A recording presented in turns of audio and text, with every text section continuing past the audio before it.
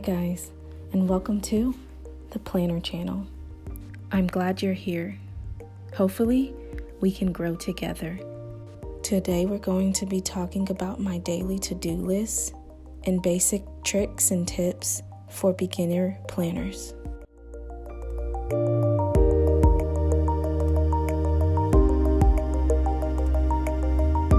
Thank God we all made it past 2020 and are here today. Right now, I'm actually using my Any Day Simple Agenda. It was my very first to-do list video, so kind of nostalgic, but here we go.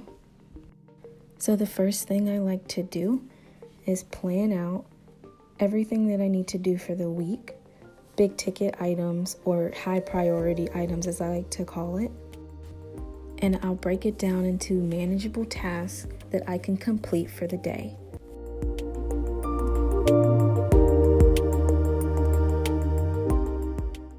Now, the key thing to do here is I go into the mindset that I'm going to complete 100% of the tasks.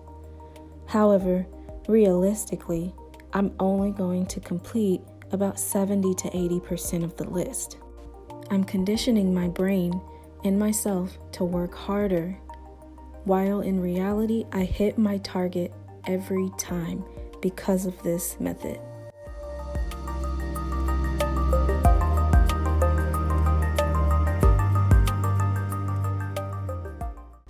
I also recommend batching tasks together, which basically means anything that relates to another task in some sort of way or that have similar characteristics will be done in the same time frame.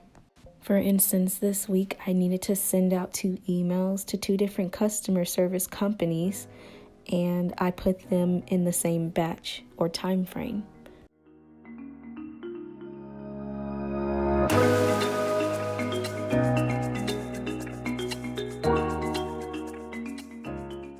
Creating daily to-do lists and learning your own system is all a part of the process. It's all about trial and error in order for you to find out what works best for you.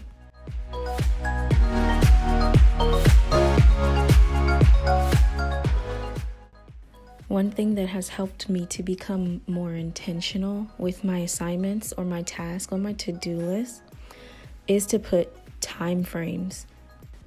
I became more conscious of how long it takes me to do things usually. Now I give myself a generous buffer of about 10 to 15 minutes, just in case.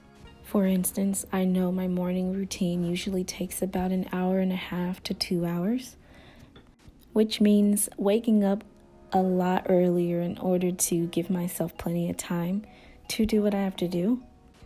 But for instance, if I want to do something at a certain time or I have a meeting, it's non-negotiable that I have to be finished by that time, which gives me restraints to force me to stay on track. Once again, it's all about prioritizing.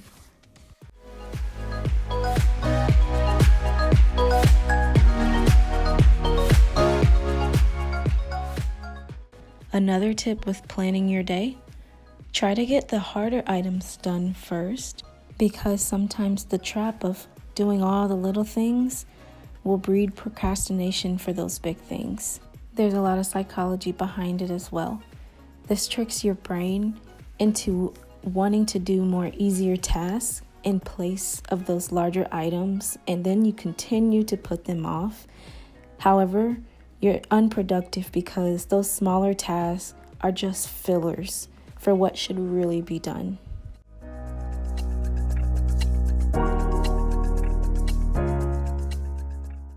Another great tip that I have is processing your emails and your inboxes regularly. Very important for keeping up with your clutter-free environment.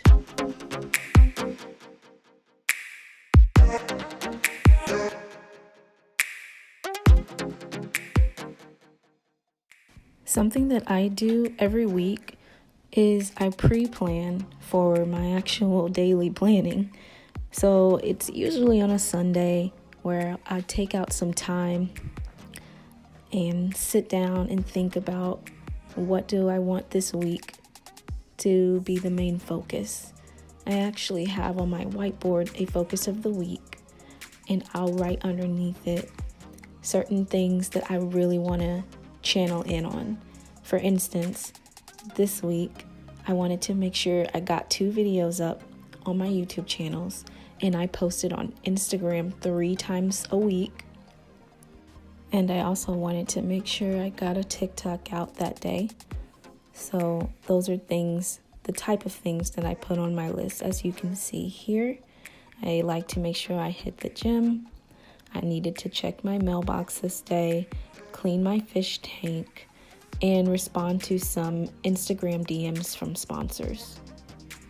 This week, I had actually started my Daniel fast. As you can see my kale and banana smoothie to the right.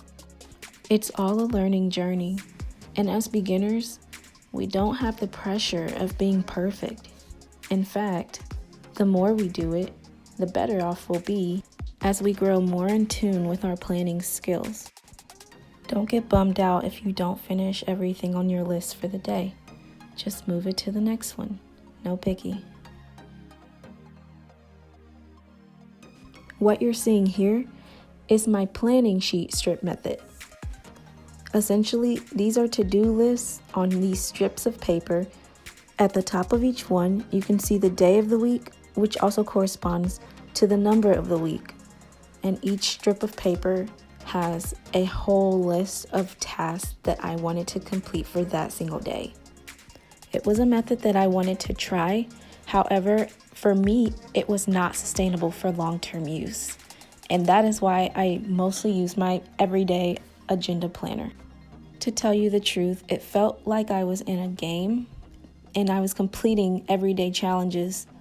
Now, as much as I enjoy games every once in a while, it was a bit uncomfortable for me because it felt like I had to be competitive, and that stresses me out.